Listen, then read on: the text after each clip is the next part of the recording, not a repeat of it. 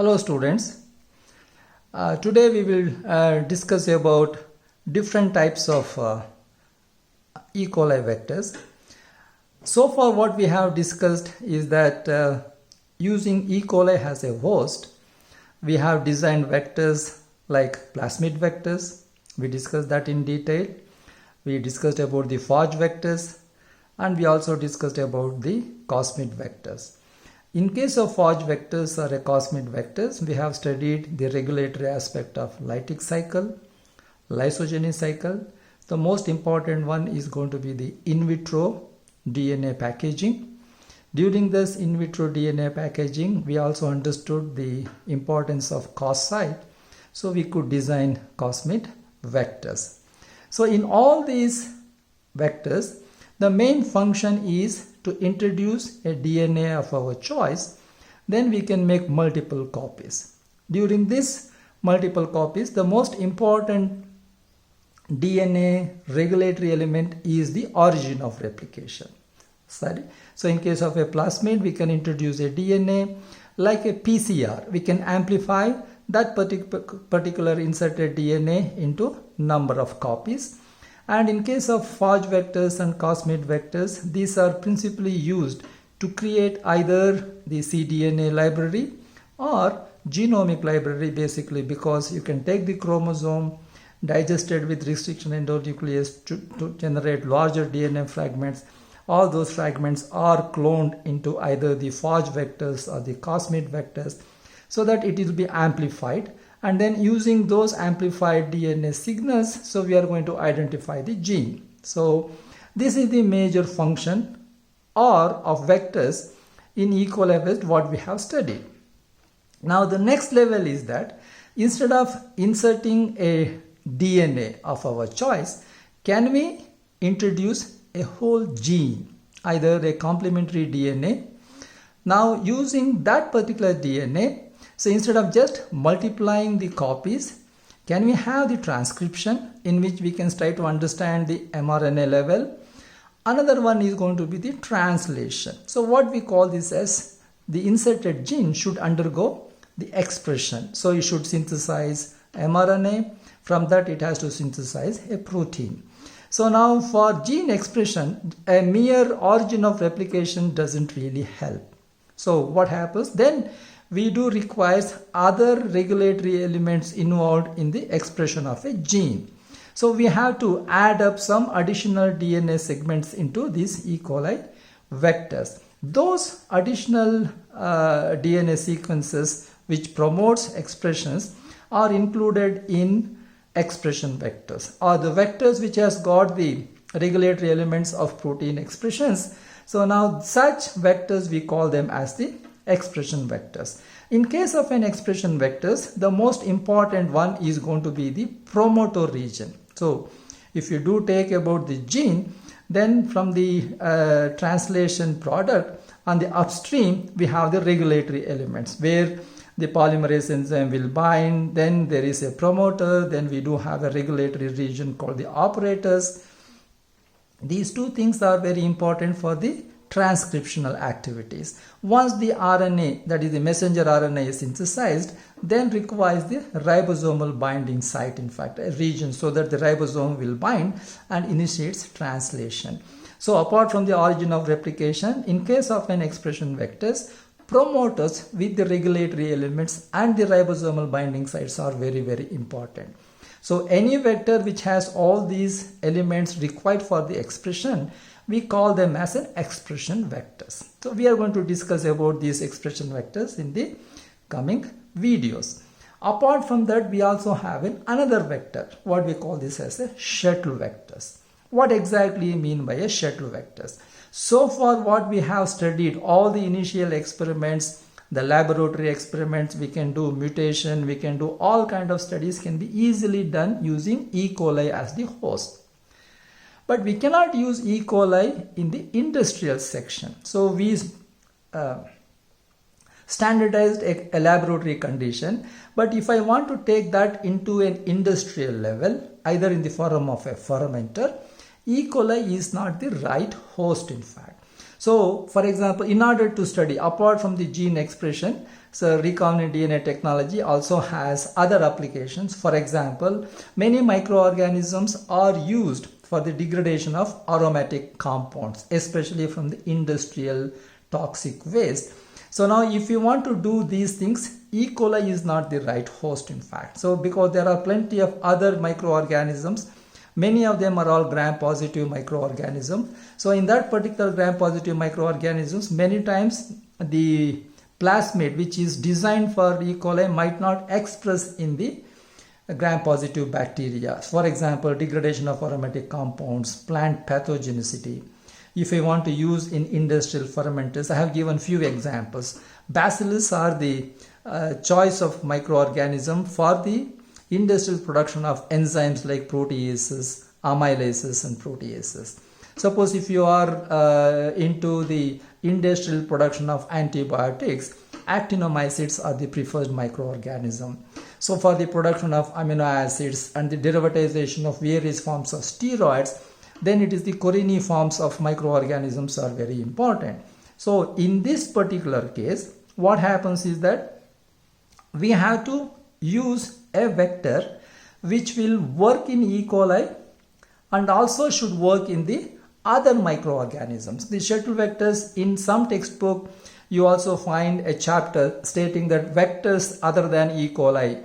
That means, so we also need to have the vectors to work with other microorganisms which are very useful in the industrial fermenters, in fact. So in that case, what happens?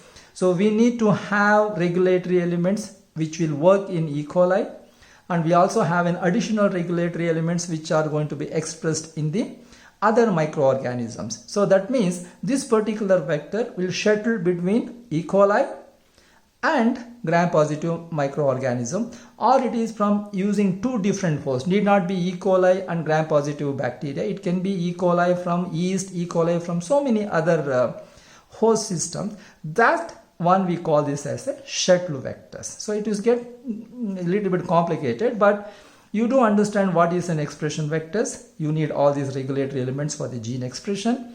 Shuttle vectors, it should require two different hosts, E. coli for the initial laboratory conditions and the other microorganisms which are preferred in the industrial fermentations or the other choice. So the vector should work both in E. coli and these microorganisms. We call them as shuttle vectors.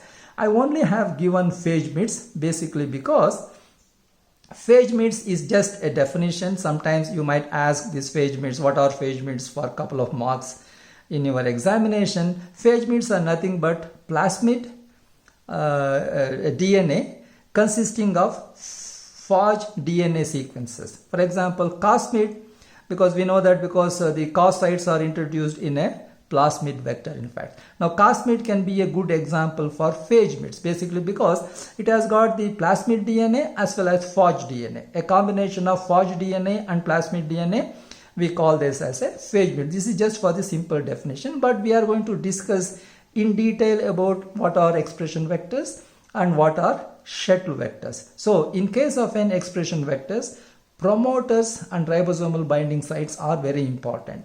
So now how these promoters choice has been selected and whether do we have any hybrid promoters so that it can suit for the expression of various genes, or the discussion of our next slide.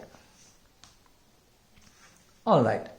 Now in this one, I have just given the title vector development. So now the question is that the vector development starting from DNA replication to transcription and the protein expression, in fact. So here I will just remind you that what all the things we have already studied. We know that PBR322 is the most versatile vector, and using this PBR322, somatostatin, the synthetic gene of somatostatin hormone, has been introduced into the PBR322, and its hormone has been expressed successfully in an E. coli. So now here the regulatory aspects what we have discussed are little bit different, in fact. So I will quickly go through that. In fact, how the expression system in PBR322 is different from the developed expression vectors in fact. So in case of a PBR322, we have the origin of replication, that is very much clear, but we have ampicillin resistant gene, and then we also have a tetracycline resistant gene. So now I will just discuss about how resistance is going to be offered in the ampicillin resistant gene and tetracycline resistant gene, and also the other antibiotic resistance what we have used. So normally what happens, ampicillin is an antibiotic. It interferes in the cell wall synthesis of E. coli. So thereby it kills the microorganism. But in case of a resistance, what happens this? So it harbors a gene which produces an enzyme lactamase. Okay, now this is an enzyme. So that means this particular ampicillin resistant gene has to transcribe and translate it into a lactamase gene. That means this particular ampicillin resistant gene should have its own promoter, its own operator, and also ribosomal binding site. So here, all right. So as a result, now all of them, 1, 2, 3, 4, when we talk about the antibiotic resistant gene, all of them will code for a protein. In case of an ampicillin, it interferes in the cell wall synthesis. It produces an enzyme lactamase. This will be released into the periplasmic space of the E. coli. Then this lactamase, what it does is that it hydrolyzes the beta-lactam ring so that it is no more functional. Another one is going to be the tetracycline, chloramphenicol, kanamycin. All of them will bind to the different subunit of ribosome and interferes in the protein translation. Whereas in case of a tetracycline resistant gene, it again produces a transmembrane protein. Now this transmembrane protein is going to be incorporated into the host membrane. So now this will not allow tetracycline to enter into the cell so that it will not interfere in the ribosome binding in fact. So now this is, so again it has to produce a protein. Whereas in case of a chloramphenicol resistant gene, it produces an enzyme. Now this enzyme together with acetyl coenzyme A. So now this will derivatize chloramphenicol into hydroxy-acetoxy derivative of chloramphenicol. Because of the hydroxy-acetoxy derivatization, chloramphenicol no more binds to ribosome. Whereas in case of a kanamycin, which is an aminoglycoside, so now this resistance is because of the phosphotransferase enzyme, which will add up a phosphate group to this aminoglycoside so that it will not bind to the ribosome. In all those resistant gene, it has to produce a protein part of it. That means all of them should have a promoter, an operator, and a ribosomal binding site. But the difference between this vector and these vectors is that because these promoters are not in our control, the moment the plasmid enters into the system, the gene is going to be activated in fact. Now, so as a result, in case of PBR322, so the somatostatin gene has been introduced into one of the antibiotic resistant gene, and we have used the promoter of one of these particular antibiotic resistant gene for its expression. Alright, so that it is not going to be in our control. Then you also aware of the insertion of a LAG-Z DNA. Now the LAG-Z DNA, suppose if I do introduce a particular gene under the regulation of LAG-Z DNA, now this will not going to be expressed immediately because LAG-Z DNA, the expression is dependent on the concentration of the substrate in fact. So what happens, beta-galactosidase enzyme hydrolyzes galactose. So that means when there is an elevated concentration of galactose, then only beta-galactosidase enzyme is going to be produced, unlike these genes. So here immediately it enters into the system, these proteins are going to be synthesized, whereas the advantage of a LAG-Z DNA is that whenever we want, we can induce the gene expression. So we all know that in case of a beta-galactosidase, IPTG, an analog of galactose, is an inducer. So in the presence of IPTG, beta-galactosidase enzyme is going to be activated or it is going to be overexpressed. Then with the help of the substrate XGAL, which is a colorless, the product is going to be blue in color. So we are going to identify the whole process. So in case of an expression vector, if we do introduce our gene under the control of LAG-Z DNA, we can express whenever we want. It is not going to be expressed automatically. That means the promoter of LAG-Z DNA is under the influence of the inducer. Then we also discussed about the C1 repressor gene in case of a lytic and a lysogeny cycle. So now they have also identified a temperature sensitive mutation in the C1 repressor gene, because C1 repressor gene, you know that it will bind to the promoter left and promoter right.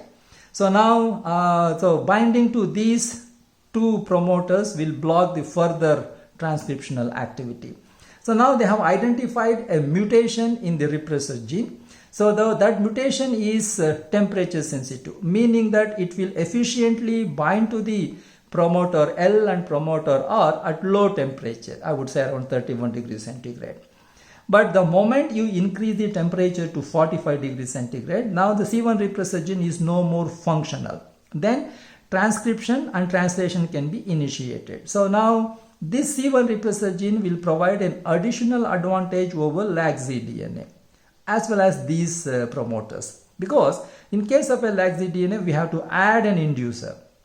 In case of C1 repressor gene, we don't have to add anything, all we have to do the change in the incubation temperature. So the promoter usage is very important. So an expression vector having a very controlled promoters are the right expression vector. So this is the most important thing which I wanted to convey with respect to the expression vector, in fact. So now I will quickly go through the development of various forms of expression vector. So now this is a plasmid UC, PUC vectors. This UC will stand for the University of California. This has been developed there. So now compared to PBR 322, this is an improvised expression vector. So now here what happens is that we have PUC 7/8, 12/13 and 18/19. So all of them has got the plasmid DNA. Then it has got the ampicillin resistant gene required for the identification of the clone, a very good origin of replication. So compared to PBR 322, so in most of the other vectors we also have a polyclonal site. I also discussed this during the class hours. So polyclonal site is a strategically placed DNA sequences which has got the restriction site for various restriction enzymes. All right. So now we have the polyclonal site. So now 7-8 series, 12-13 series and 18-19 series, they mean that they do contain, for example, 7-8 series will have few restriction enzymes, say around like 7 to 8 restriction enzymes. Whereas 12 to 13, the options of restriction enzymes has been increased to further. And 18-19, then you added some more restriction site in that one, so that the experimental persons do have a wide variety of choice for the cloning purposes, in fact. So now we have this polyclonal site and 7-8 series, 12-13 and 18-19 series, they all represents different site for restriction enzymes. And 7 and 8, again I told you, because this is a DNA sequence present either in positive orientation or a negative orientation. So we always find 7-8 series, you have the same restriction enzymes, but one is oriented positive, another one is negative. 12-13 is again will have some additional sequences, and again we have the positive orientation and a negative orientation, and here also same. So all of them, apart from this polyclonal site, they do contain the LAG-Z DNA. And the LAG-Z DNA principally will have a promoter and then the beta galactosidase gene, in fact. So now we always get confused stating that how this LAG-Z DNA is going to be functioned, because we know that this lag operon is characterized from the E. coli itself. That means E. coli genome also has got a LAG-Z DNA. So now this particular DNA can also be discussed as what is known as an alpha complementation. Now the function of LAG-Z DNA can also be asked, right? What is alpha complementation? That means alpha complementation is related to the activity of LAG-Z DNA. Now what exactly this alpha complementation means? Basically because the genomic DNA of E. coli also has got the LAG-Z DNA or the LAC operon and the complete series of enzymes related to that one.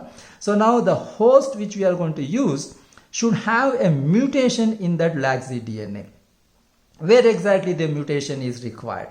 Now I will explain with respect to the alpha complementation, because we know that LAG-Z DNA code for the enzyme beta galactosidase enzyme. Beta galactosidase enzyme is a tetramer consisting of 4 subunits, and all of them are all identical. It is a homotetramer. Each monomer has got of LAG-Z DNA has got an alpha side and an omega side.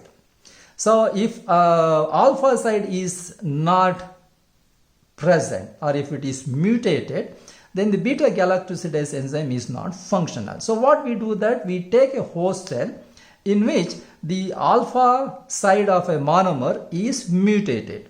So as a result, the host LAG-Z DNA is not functional. This will be functional only if this alpha region side of the monomer is supplemented. So now what happens, this alpha side will complement the host beta galactosidase. So we are going to have just the alpha side of the beta galactosidase monomer in this particular case, in fact. So now we have this promoter, then we have this alpha region which is required for the activity of beta galactosidase, in fact. Now suppose if we are going to introduce the gene of our choice under this particular promoter, then what happens, this LAG-Z, that is the alpha side of the monomer, is no more functional. Since it is no more functional, what happens? So usually we used to get blue colonies with this plasmid. Since we have disrupted the activity or the synthesis of this alpha side of the monomer, so then the beta galactosidase enzyme is no more functional. So instead of a blue colony, we are going to get a white colony. So the white colony will tell us that, okay, now we have a clone. But now this particular clone is under the regulation of LAC operon. So that means, so now the whatever the gene we have introduced is not going to be expressed immediately for mRNA and the protein. So we can make them to activate by introducing IPTG. So that is the advantage of that one. So in all case, whereas PUC 7-8 series, 12-13 series, 18-19 series, we have the plasmid vector, we have the polyclonal site in order to make it a very good expression vector. So we have used a promoter which is under our control, that is the LAG-Z DNA. So now this is the initial expression vector. Now in this one they have also introduced another PUC 118/119. So in that they do have an additional origin of replication from the M13. So M13 is a filamentous bacteriophage.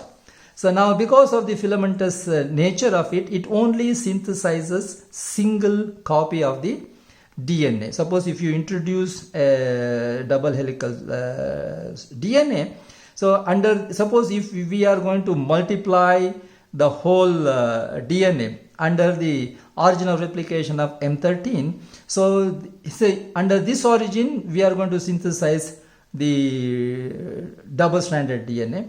Under this, so the double-stranded DNA will synthesize only the single-stranded one. And why we need this single-stranded DNA? Principally because during the Human Genome Project, we only have to have one strand to sequence the other part of it, in fact. So in order to produce single-stranded DNA in large quantities so that can be used for the DNA sequencing, so they have constructed this M13 origin of replication into. So that is the only difference. PUC vectors, this is with LAG-Z DNA, and now this is with M13. So in order to get the single stranded one, I think now you have understood the function of a laxity DNA and what exactly is a alpha complementation in fact. All right.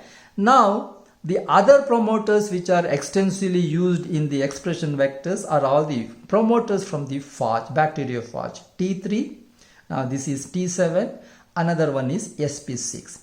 And what is the significance of T3, T7 and sp6 means? So because these promoters are highly specific to a particular polymerase.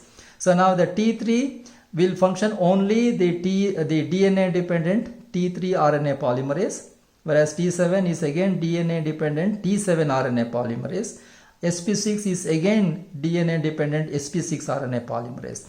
So sp6 RNA polymerase will not function with this or not this, or T3 RNA polymerase will not function, all those things. So as a result, so if you are going to have these promoters, we are strategically placed. So now we can make sure that we can activate this promoter, or we can activate this promoter, or we can activate this promoter. So that is the advantage. So the most preferred one is going to be the promoters from T3, T7 and sp6 in fact.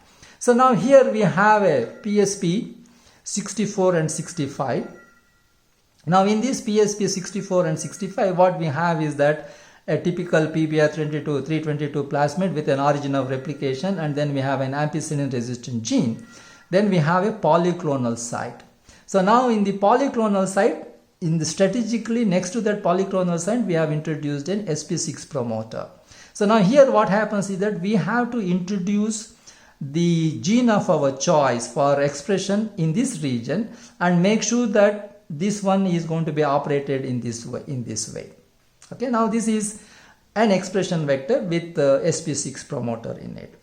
So now here what happens, since we have placed sp6 here, and we also discussed that suppose if you try to introduce the gene here, it can be either a positive orientation or a negative orientation.